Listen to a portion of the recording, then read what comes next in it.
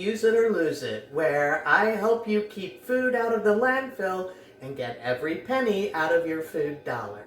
Well, today I had some things that were definitely wrinkly, going south, drying up, etc. So I had some multicolored peppers, some mushroom. You can see these poor sad little mushrooms are pretty dried out, and I cut off all the oogie parts of the peppers. So what we're gonna make is a little kind of, well, I don't know what to call it, pork Italiano, I suppose, where I'm going to take onions, peppers, mushrooms, some tomato paste. I opened a can and I only needed a couple of tablespoons, so I froze the rest in my handy-dandy ice cube tray for later use, with a little balsamic vinegar, garlic, and Italian seasoning.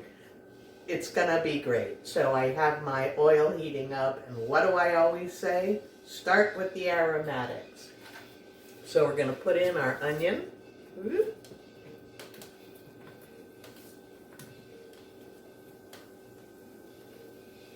Get that going a little higher. Obviously, I already have olive oil in the pan. We're gonna get that going.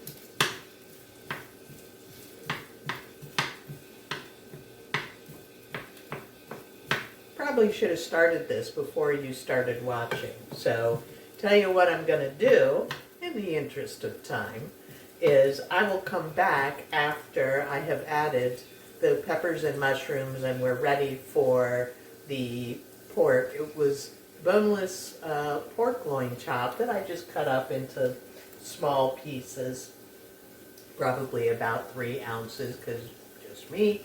And anyway, so I'll be back in a few minutes once all of that stuff has happened. Of course, once the onions have gotten soft, I'm going to add my minced garlic, and then I'm going to put the other items in so that they have a chance to kind of cook, create that nice little sauce, etc. So stay tuned.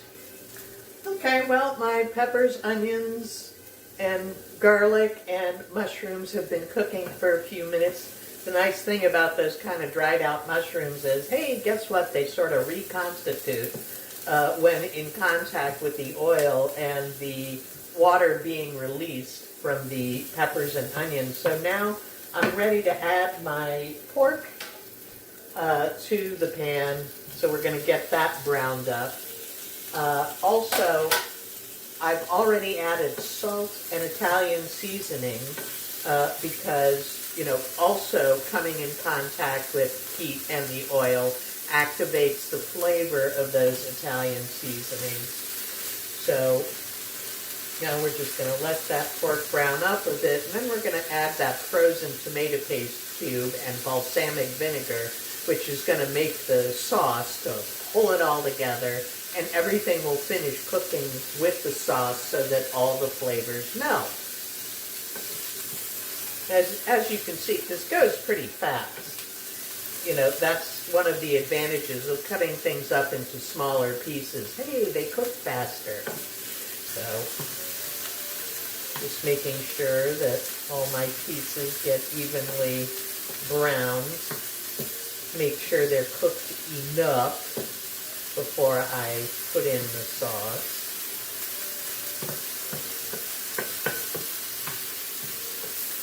Because you want it pretty much cooked, because once you're doing the sauce thing, that's more about melding the flavors. So here's my little tomato paste cube going into the pan.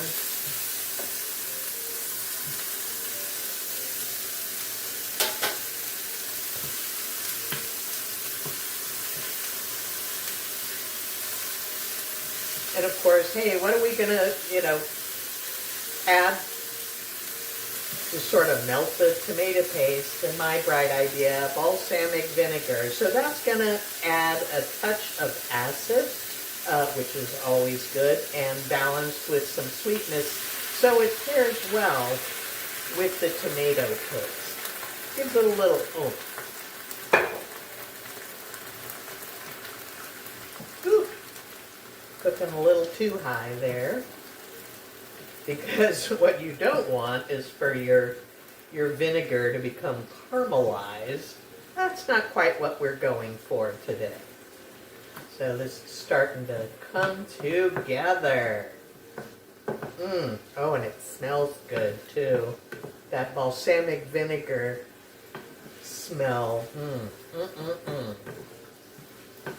And you can see where it's a thick sauce, so it's more like enrobing the food more so than super saucy.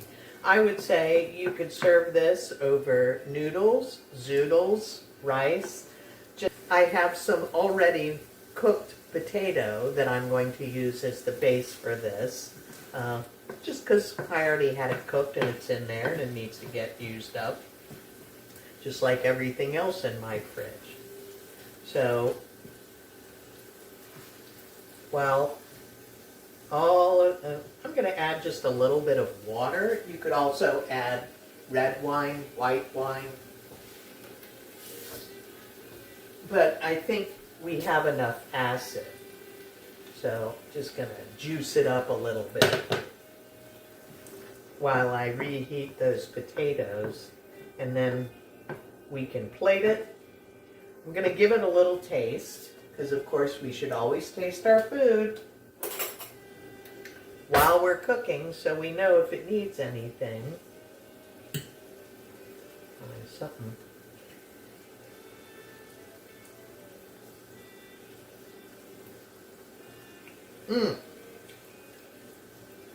Nope. Doesn't need a thing.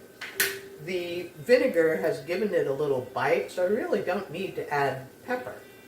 I'm not a big, as you probably noticed, I tend to forget about pepper. But anyway, hang on, and we're going to plate in just a couple of minutes. All right, so I got my cubed steamed potatoes.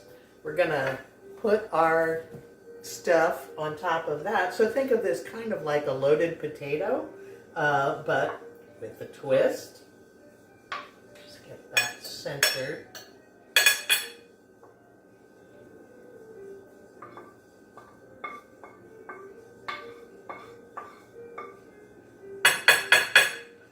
Certainly you can make this saucier if you choose. You can add some jarred pasta sauce or thin it a little bit more with red wine, white wine, water, whatever your heart desires. But here it is, plated, beautiful, and it's gonna be delicious. So that's it for today, and I'll see you next time. Bye.